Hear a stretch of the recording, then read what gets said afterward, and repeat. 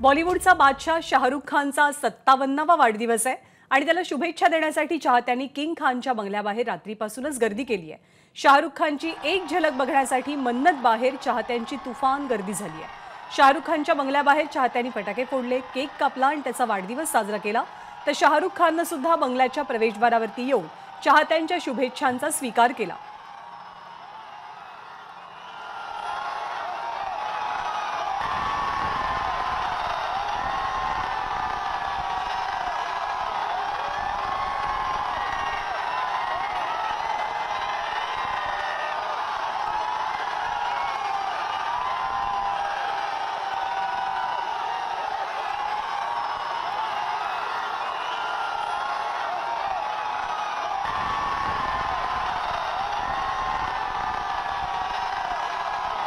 गेल्या कित्येक वर्षांपासून चाहत्यांच्या मनावरती शाहरुख खान अधिराज्य गाजवतोय।